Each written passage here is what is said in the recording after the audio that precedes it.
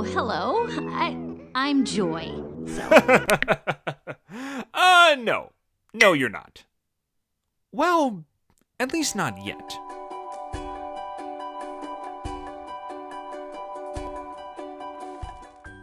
This is Joy. Or so we were led to believe. She's a character who's always been steadfast in her goal of improving Riley's current mood, doing everything she can to lift the girl's spirits after watching them fall to the cold ground of reality. She was the talk of the Pixar town for a while, with her bubbly face on posters aplenty back in 2015, many of which instantly grabbed my attention and made me wonder just how emotional this new movie would make me.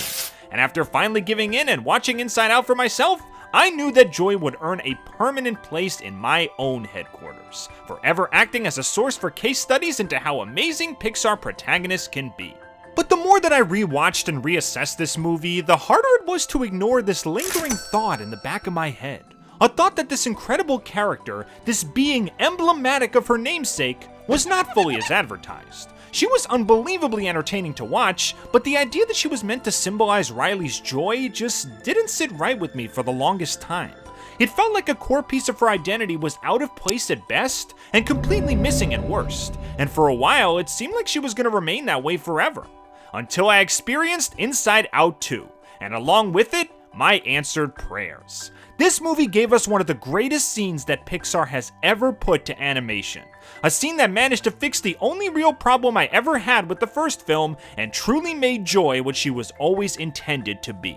If you're confused and intrigued, well, that just means I did my job right, and you probably want some answers. So grab a cup of tea and think happy thoughts as we take a long and overdue look into a character that misunderstood her purpose for years until almost a decade later when she came to embody that purpose. Let's start with a summary of this little lightball's journey to stardom. Joy manifested within Riley immediately following her birth, having the privilege of being the first emotion that ever set foot in her mind. She got to see its inner workings, the formation of her first memory, and important stuff like that. Eventually, sadness, anger, disgust, and fear all took their places in headquarters as well, and led to the quintessential quintet of feels that Riley needed for safety, justice, health, and well-being. It looked like things were going to be peachy for the rest of Riley's life, until she gets the news that her family's moving away from their home state and into a brand new environment. Riley's negative emotions start fighting for control of the console, leading to Joy having to play mediator and work a lot harder to improve Riley's current mood and mindset. Yeah, we're stuck in this dingy dump hole with literal animal corpses on the premises, but look, a pizza shop! Things only get worse at school the next day when Riley has a mental breakdown and forms her first ever sad core memory. Joy freaks out at this and in an act of desperation to keep Riley happy, tries to dispose of it in long term, only leading to her and Sadness getting thrusted away from HQ and needing to go on a whole adventure to find their way back. After braving giant clowns, collapsing landmasses, and Joy's constant persistence to make sure Riley stays happy, the pair find themselves back in headquarters. When they find out that Riley is running away, Joy finally allows Sadness to take the wheel in this situation, allowing her to touch the core memories and let Riley reflect on the old times in her hometown with longing and despair. Her parents come to her rescue, and before you know it, she's feeling a bittersweet combo of high and low spirits, leading to the creation of the first ever duo core memory. From then on, Sadness is accepted by Joy as an important part of Riley's life, and her memories and interests are given the freedom to be more varied and complex rather than just reflections of one feeling or state of being. Once again, things seem to be in proper working order. But then two certain numbers go up, the puberty alarm goes off, and we're left with an entire wave of new problems. When Riley turns 13, she starts to develop a complex little web of beliefs and thoughts that literally form the root of her entire being. A handy autopilot system known as the sense of self. Something that allows her to make smart, informed decisions without needing to rely solely on spur-of-the-moment emotional interference. Well, technically Joy does interfere when it comes to Riley's less than savory memories by chucking them in the back of her brain, but no need to worry about that. Riley's doing great, she's happy, she's a good person, what could go wrong? Well, with new years come new friends, new hobbies, and new emotions. For better or for worse. Mostly for worse, as a certain scraggly-haired ball of nerves stages a hostile takeover in headquarters, and faster than you can say, "Aren't you glad I'm making Riley an entirely different person?" Joy and the other OG emotions are booted from headquarters alongside Riley's original sense of self. The quartet make a mad dash to the stern of the noggin, all the while Anxiety and her cronies try to prepare Riley for her distant future. To a fault, cause now Riley's on the verge of literal self-destruction. Luckily though, after a bit of explosive assistance, the gang returns to headquarters via a flood of memories, which one by one start to form their own strands in the sense of self-swamp. Joy tells Anxiety that she can't control Riley, soon realizes the hypocrisy of her own actions, and allows all the memories that she once rejected to form Riley's true, uncensored, unpolished persona. After a near panic attack, Riley finally comes to terms with the true messy person she is, and then in a surprising twist, her console actually calls Joy over to take control, and a scene of pure unbridled bliss unfolds. The film ends with all the emotions working together like clockwork, as Anxiety focuses on smaller pictures instead of a way too big one, and each memory, no matter how messy, gets the recognition it deserves. There's even a sense of ambiguity at the end, as Riley looks at something on her phone that we don't get to see, then looks at herself and smiles. All in all, it seems like a fantastic story with a fully realized protagonist. And it is! Once you watch both parts. For a while, Inside Out 1 was all we had in regards to Joy's growth. And in my opinion, while her arc in that movie was great, her character wasn't complete yet. To show what I mean, let's dig a little deeper, starting with the easiest question. What specifically does Joy do? Well, based on her actions and her own dialogue in both movies, she just wants Riley to be happy. She provides temporary bursts of excitement, either by touching the console or throwing a positive memory into the projector, usually to mediate the more negative emotions or to try and distract from a deeper underlying issue going on in Riley's life. Moment-to-moment bits of enjoyment brought on by her direct influence that really extend much deeper than a smile or a happy recollection. Alright, if no one else is gonna say it, I will. This right here, this is not joy. This is happiness. I did a lot of research into the psychology of emotions and found out that despite being very similar, joy and happiness are far from the same thing. Happiness involves small bursts of positive emotion, usually brought on by nice moments or memories that create a sense of exhilaration. Joy, meanwhile, is a much more deep-seated feeling, involving a true comprehension of what life has to offer and finding satisfaction and contentment with what you currently have. Happiness and joy are both emotions for sure, but while happiness is solely a temporary emotion, joy is both an emotion and a state of mind. To achieve true joy, one must understand and accept their weaknesses and shortcomings in order to be at peace with their situation, which involves a lot of deeper, more complex assessments and beliefs. To put it simply, happiness is fleeting, while joy is eternal. The services that our positive protag provides throughout the first movie and most of the second are more emblematic of happiness than joy, hence my confusion on why she's labeled as such. So that begs the question, why does Joy call herself Joy? Every emotion poofs into existence knowing what their name is, and the rest of them are very accurate. So what's up with Joy's name? Well, here's my theory. Joy is the very first emotion to manifest in Riley's mind, appearing in a flash of light before anything else is created. Before memories are formed, before the console materializes, before the literal wheels in Riley's head start turning. And we can see by her body language that she's very curious and unsure of what's going on, what she is, and what she's meant to do. But with the single press of a button, she hears the line that would set her biggest misunderstanding into motion. Aren't you a little bundle of joy? Aren't you a little bundle of joy? A simple statement paired with the happy expressions of Riley's loving parents is the first thing she ever sees. I imagine that her new little emotion takes this to heart and thinks, joy. I did that. I made them feel that way.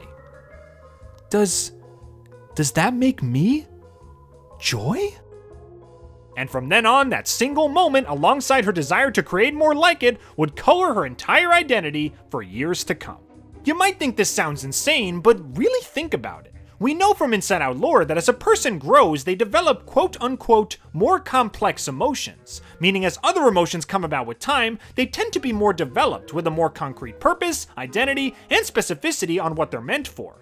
And we can see this as early as Riley's second emotion. Sadness shows up in headquarters already knowing her name and most of her purpose without any verbal cues or affirmation from the outside world. She basically comes into existence, gets right to work, and is even able to introduce herself without hesitation. We don't get to see the debut of the other three main emotions, but we can assume that it was the same for them. And the Inside Out 2 emotions? Oh, forget about it. Not only can anxiety, embarrassment, and envy be seen as more defined subcategories of fear, sadness, and disgust respectively, but they're much more self-assured when it comes to what they're meant to do, even if they can take it too far sometimes. So with all this talk about later emotions already knowing their names and purposes, it could easily be said that Riley's very first emotion, the most primitive one that appeared before any cognitive thought, wouldn't know anything about her name or purpose, and as such, had to pick it up and understand it from outside influences. She saw this special moment that she made happen being labeled as joy, and formed her entire mentality around it, believing that joy is what she is, and by default, joy is what she brings. To her, all these small temporary fleeting moments of happiness are what brings Riley true joy, and she declares it her mission to make as many of these moments happen as possible. Not only does my theory explain Joy's confusing namesake within the story, but it also works on an external level too. Many underdeveloped minds like Riley's haven't really experienced the cesspool of complexity that the real world has to offer, and as such may assume that joy and happiness are pretty much the same thing. They're both good feelings, so they're interchangeable, right? We know this isn't true at all, but it makes sense for Riley and other kids like her to think this way. That being said, the fact that the movie ended without this discrepancy being cleared up did get under my skin a little bit. I get that Riley's only 12 and she still has a lot to learn, but the film concludes with Joy feeling like an incomplete character, and one that was still in need of a major reality check.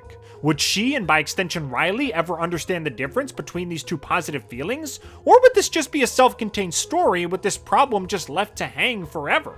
For years, it seemed like the latter would be true. That is until the premiere of Inside Out 2 and the introduction of the sense of self. The sense of self is probably the best thing they could have added to a sequel. Something that lets Riley act independently of her controlling emotions while discovering who she truly is. And in doing so, she allows Joy to become who she was meant to be as well. Unfortunately though, things don't start off that way.